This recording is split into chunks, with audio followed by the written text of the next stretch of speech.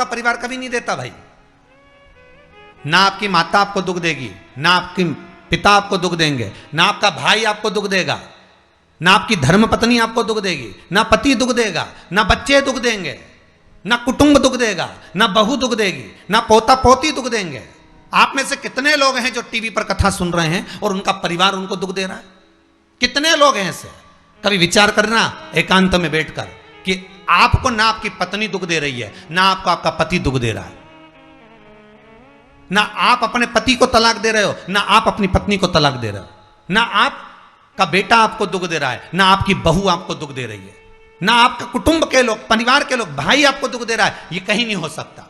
भाई भी आपको दुख नहीं दे रहा, ना आपके परिवार वाले, ना नातेदार, ना रिश्तेदार, ना मित्र, ना सखा, ना दोस्त, कोई आपको दुख नहीं देता। ये शिव महापुराण की कथा कहती है हमको लगता है कि हमारे परिवार वाले दुख दे रहे हैं, हमको लगता है हमारी बहू हमें दुख दे रही है, हमें लगता है हमारी सास हमें दुख दे रही है, हमें लगता है हमारा पति हमको दुख दे रहा है, हमें लगता है हमारे कुटुंब वाले हमको दुख दे रहे हैं। पर शिव महापुराण की विद्येश्वर संहिता कहती है ये कोई आपको दुख नहीं देते, दुख आपका पूर्व का कर्म आपको देता है। ये जितने भी मिले हैं ना आपको, रिश्तेदार, नातेदार, कुटुंब, भाई, बंधु, सखा, पत्नी, पति, पोता, पोती, ये जितने लुटेरे मिले हैं, ये जितने अपशब्द कहने वाले मिले हैं, ये जितना ताने देने वाले मिले हैं, ये जितना गाली देने वाले मिले हैं, ये जितना उंगली उठाने वाले मिले हैं, ये कोई दूसरे नहीं, तुम्हारे पूर्व कर्म के कोई ना कोई पुराने ही होंगे जो तुम्हारे साथ जुड़कर तुम्हारे टांग खींचने के लिए सामने खड़े हुए हैं। ये कोई तुम्हारे होंगे।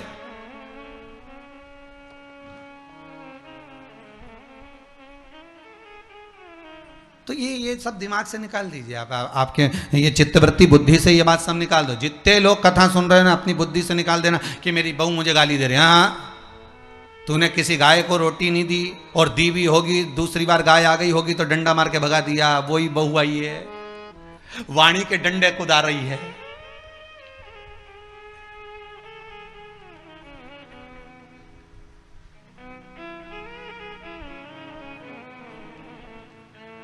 कोई बेटा अगर नहीं सेवा कर रहा, कोई बेटा नहीं पूछ रहा, समझ लेना पूर्व में हमारे बुजुर्ग, कोई दादाजी होगा, कोई दादी जी हो गई, कोई ससुर जी होगा, कोई जेठ जी होगा, हो सकता है किसी की हमने सेवा नहीं करी हो और वही बेटा बनकर आया, आज हमारी सेवा नहीं कर रहा।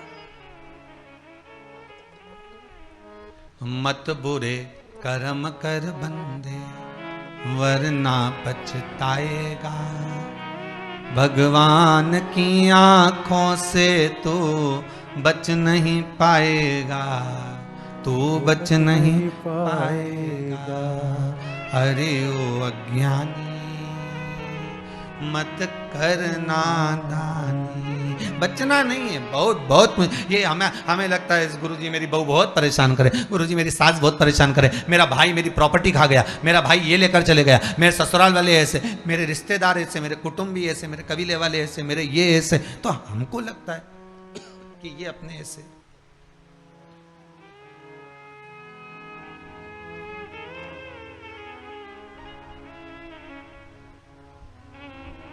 हमको लग रहा है कि ये हमारे ऐसे हैं, हमारे को लूट रहे हैं, हमको ऐसा परेशान कर रहे हैं, हमको ऐसा कर रहे हैं, पर नहीं भाई। शिव महापुराण की कथा कहती है कोई हमको कष्ट नहीं देता। एक बार पहले भी कथा में कहा, आज फिर कह रहे हैं आपको महाराज, फिर कह रहे हैं, आज फिर कह रहे हैं।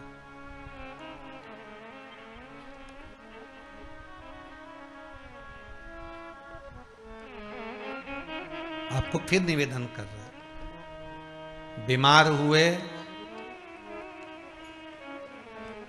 देवास में, बीमार हुए भोपाल में, बीमार हुए सीहोर में, बीमार हुए कहीं, डॉक्टर को दिखाने जा रहे हैं इंदौर, डॉक्टर को दिखाने जा रहे हैं भोपाल, डॉक्टर को दिखाने जा रहे हैं देवास, मुंबई, पुणे, जहाँ तहाँ हम डॉक्टर को दिखाने के लिए जा रहे हैं। वहाँ हॉस्पिटल में हमने सुई लगवाई, इंजेक्शन लगवाया, वहीं से कहीं कुछ चीरा फाड़ी कर दी, ऑपरेशन कर दिया। जरा विचार करना कभी एकांत में बैठ कर कि रहते यहाँ थे, दवाई लेने पहुँचे वहाँ, इंजेक्शन वहाँ लगवाया, बताओ ऑपरेशन वहाँ करवाया। तो इतने सारे हॉस्पिटल, कहीं ना किसी ने कहा सूरत भी जा सकते हो, किसी ने कहा अहमदाबाद चले जाओ, किसी ने कहा वहां चले जाओ, कोई कहा पूना चले जाओ, कोई कहा मुंबई चले जाओ, कोई कहा इंदौर चले जाओ, कोई कहा भोपाल चले जाओ, पर रहने वाला कहाँ का और जाकर ऑपरेशन करवा रहा है कहाँ पर? विचार करिएगा। रहने वाला कहाँ का और इंजेक्शन लगवा रहा है कहाँ जाकर? जरा विचार करिएगा।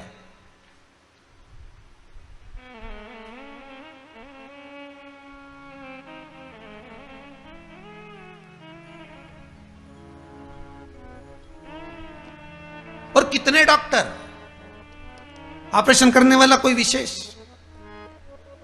कितनी डॉक्टर सिस्टर, इंजेक्शन लगाने वाली कोई, लगाने वाली कोई विशेष वहां बैठी है, उसको तुम नहीं पहचानते, वो आपको नहीं पहचानते। अभी अभी कोरोना का टीका लगवाया होगा, वैक्सीन लगवाई होगी, इंजेक्शन लगवाया होगा, कोरोना महामारी का लगवाया सबने। अब लगवाया तो उसमें आपके मन में विचार तो आया कि ना तो हम इस सिस्टर को पहचानते हैं, ना हम इस डॉक्टर को पहचानते, गए और सुई लगवा के आ गए, पर उसने हमको कष्ट तो दिया, भले वो थोड़ा सा चुभाया पर कष्ट तो मिला।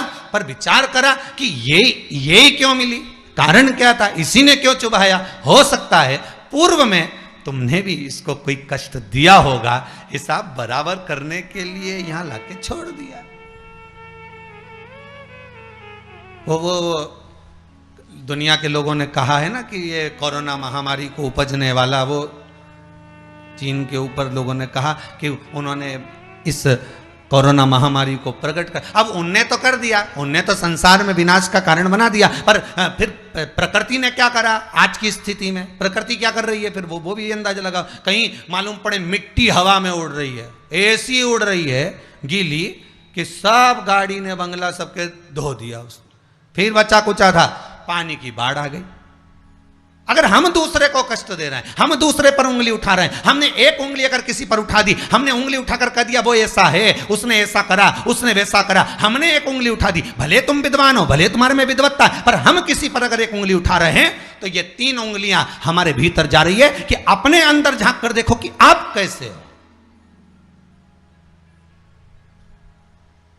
अपने भीतर झांक कर देखिए कि आप में क्या तत्वता है। जो हम दूसरे में कुछ खोट देख रहे हैं तो हम में कितना खोट भरा होगा, हम में कितना कपट भरा होगा, तभी तो सामने वाला कपटी नजर आ रहा है। जैसा चश्मा लगाओगे सामने वाला व्यक्ति वैसा ही तो दिखेगा। लाल कलर का लगाओगे तो लाल दिखेगा, काला लगाओगे तो काला दिखेगा, पीला लगाओगे तो पीला दिखेगा। नेत्रों में जो काम, अगर अहंकार है तो अहंकारी दिखेगा, लोभ है तो लोभी दिखेगा, वासनावान है तो वासनावान दिखेगा, तृष्णावान है तृष्णावान दिखेगा, चोर है चोर दिखेगा, कपटी है कपटी दिखेगा, बेईमान है बेईमान दिखेगा, अज्ञानी है अज्ञानी दिखेगा। आपकी दृष्टि जैसी होगी सामने वाली की सृष्टि वैसी ही नजर आएगी, सामने वाला व्यक्ति आपको वैसा ही दिखेगा। आपका चित्त अच्छा है, आपका मन अच्छा है, आपके दिल अच्छा है, आपके भाव अच्छे हैं, सामने वाला भी वैसा ही नजर आएगा। भगवान कृष्ण ने भेजा था दुर्योधन को अच्छा ढूंढने के लिए, एक अच्छा नहीं मिला। युधिष्ठिर को भेजा था पूरी पृथ्वी पर से कोई बुरा व्यक्ति ढूंढ कर लाओ, युधिष्ठिर को बुरा नहीं मिला, क्योंकि उसकी युधिष्ठिर की बुद्धि में, चित्त में ये भरा था, उनकी वृत्ति में ये भरा हुआ था कि बुरा कोई है ही नहीं, संसार में कुछ ना कुछ अच्छाई दिखी जाएगी। बुरा जो देखन में चला बुरा न मिलिया कोई। हम देख रहे हैं, हम चित्तवृत्ति से, हम विचार।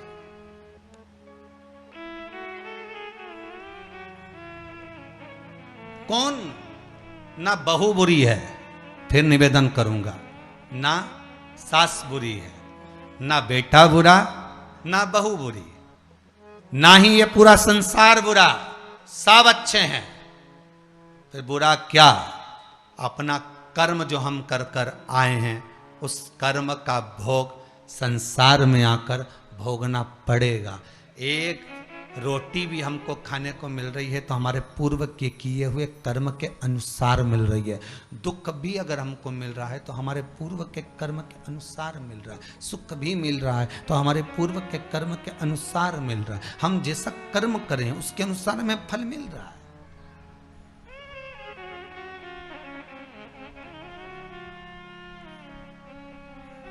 इसलिए बारंबार कहा था कि मान मेरा कहना नहीं तो पछताएगा, माटी का खिलौना माटी में मिल जाएगा, हेट बूट सूट सब यहीं रह जाएगा, और माटी का खिलौना माटी में मिल जाएगा। ये हेड रह गया, ये बूट रह गया, ये सूट रह गया, सब पड़ा की पड़ा रह गया, सब धरा की धरा रह गया। इसका मूल तत्व क्या है? इसकी महत्वता क्या है?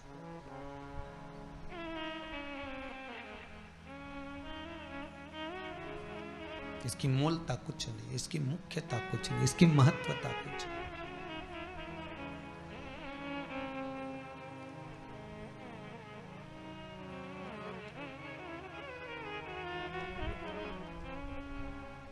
किले भोले का नाम, भगवान शिव का मंत्र, नाम स्मरण जप कीर्तन सुख दे।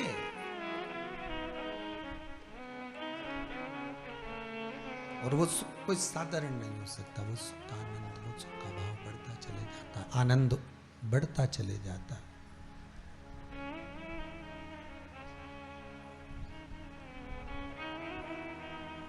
ले भोले का नाम काहे यूं भटके, मिलता है आराम काहे यूं भटके। इस शिव का नाम लेकर हम जब शंकर का नाम लेकर जब अग्रण्य हो जाएं, प्रेशर खोलिए महाराज, प्रेशर खोलिए। हम शिव का नाम लेकर जब अग्रण्य बढ़े, आगे बढ़े, शंकर का नाम लेकर जब अग्रण्यता के भाव की ओर बढ़े, तो जीवन का सुख क्यों ना मिलेगा साहब? वो जीवन का आनंद क्यों ना मिलेगा महाराज? शिव पुराण कह रहे हैं, कोई बुरा नहीं संसार में। ये जितने नाते रिश्ते कुटुंब कबीले बनते चले जाते हैं, ये हमारे कर्म के अनुसार बनते चले जाते हैं। कर्म के अनुसार, ये कोई दूसरा बनाता नहीं है। जैसा पूर्व में कर कर आए हो, वैसा आपके सामने आपका व्यवहार सामने वाले का प्राप्त होगा, वैसा व्यवहार प्राप्त होगा।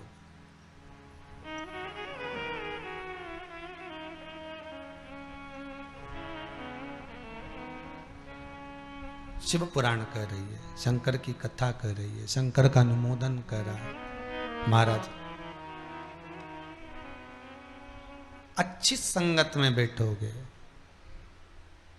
अच्छी संगत में अगर विराजमान होगे तो सुख अपने आप मिलेगा। माता के गर्भ से अगर आपका जन्म हुआ है तो कुछ अच्छा करने के लिए ही हुआ है। अगर आप बैठकर आस्था चैनल के सामने शिव महापुराण की कथा सुन रहे हो तो अपने आप को गौरवान्वित महसूस करना। थोड़ा न थोड़ा परमात्मा की कृपा, पूर्वजों का आशीर्वाद आपको ऊपर हुआ है, इसलिए आप शंकर की कथा को सुन रहे हो, शिव का भजन कर रहे हो। श्रावण के महीने में आज शिवरात्रि के दिन शंकर का अनुमोदन कर रहे हो।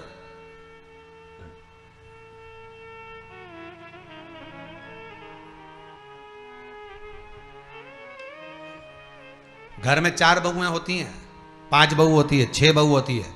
सास 6 बहू को बोलती है कि जाओ पानी लेकर आओ, अरे बोलो जम के जरा, नहीं बोलती ना। सास किसी एक का नाम लेगी, ए बेटा, ए लाली, एक बहू का नाम लेगी और उसको पुकारेगी और पुकार कर कहेगी जरा मेरे लिए 1 गिलास पानी ला दे बेटा। बहू जाएगी, पानी ला कर देगी। अब सास ने वो 3 को क्यों नहीं बुलाया रे?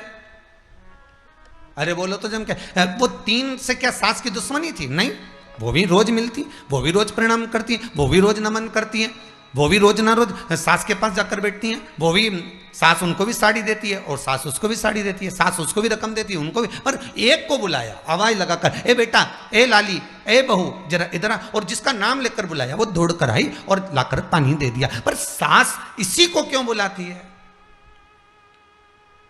4 बहू में से इसी बस बहू को आवाज क्यों लगाती है? बस उतना तुम अंदाजा लगा कर रखो कि सास इसी को ज्यादा क्यों बुलाती है, इसी से बात क्यों ज्यादा करती है। ना तो उसने कुछ दिया, ना इसने कुछ दिया, ना कोई बात। पर कुछ बहू में, 4 बहुओं में, 4 बेटे में कोई एक ऐसा होता है जिससे सास की अच्छी पटती है। उसी तरह भोलेनाथ भी परिवार में उसको देख लेता है जिससे शिव की अच्छी पटती है, उसी को बिठाता है कथा में।